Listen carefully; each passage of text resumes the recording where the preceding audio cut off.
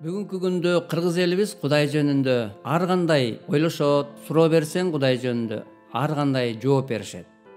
Анан кээ бир адамдар Иса жөнүндө, Иса Машаяк жөнүндө айтсаң, ал биздики эмес, бизге тиешеси жок, ал орустардыкы дешет да. Эмне үчүн көптөгөн кыргыздар Исаны орустуку деп калган? Анткени орустар ыйык китепти, башкача айтканда ыйык Библияны 1000 жыл мурда кыргыздарга караганда которуп алышкан да. Ошондон орустарга тийиштүү болуп калган да. Ошол себептен кыргыздар бул бизге тийиштүү эмес дейт. Бирок мен бул ойго толук кошула албайм. Анткени себеби мен да бир учурда Исаны орустардыкы деген адамдардын ичинде болчумун. Анан мен изилдеп, Инжилди окугандан баштап менин оюм өзгөрдү. Ошол себептен мен 3 факты жөнүндө айткым келет. 3 далил менен айткым келет. Биринчиден, эмне үчүн Иса орустардыкы эле эмес?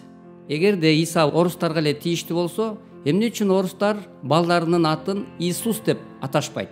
Тескерисинче, кыргыздар Иса деген ысымды көп аташат жана балдарына Иса деген ысым беришет.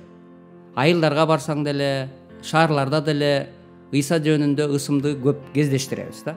Экинчиден, эгерде Иса орустардыкы эле дей турган болсок, эмне үчүн анда орустар эркек балдарын сүннөткө олтургузушпайт? А тескерисинче, кыргыздар сүннөткө олтургузушат да.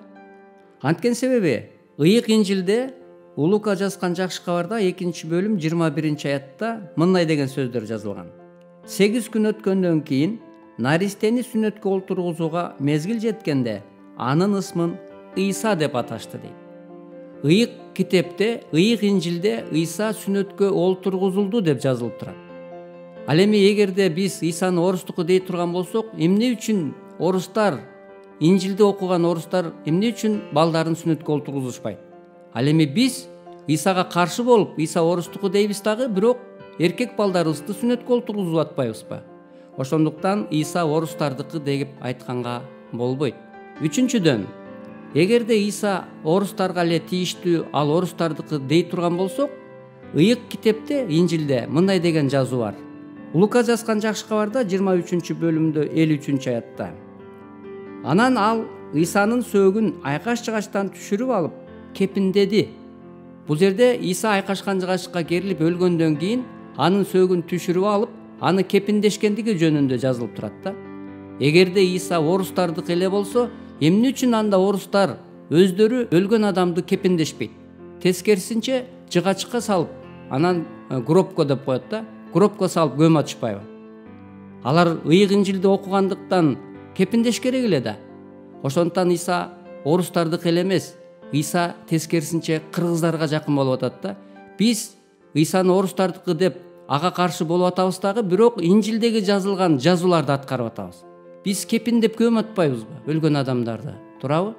Ошондон Иса орустардыкы деп айтканга болбойт экен. Биз билишибиз керек, Иса Машаяк бир эле улуттун Кудайы эмес. Ал баардык улуттардын Кудайы.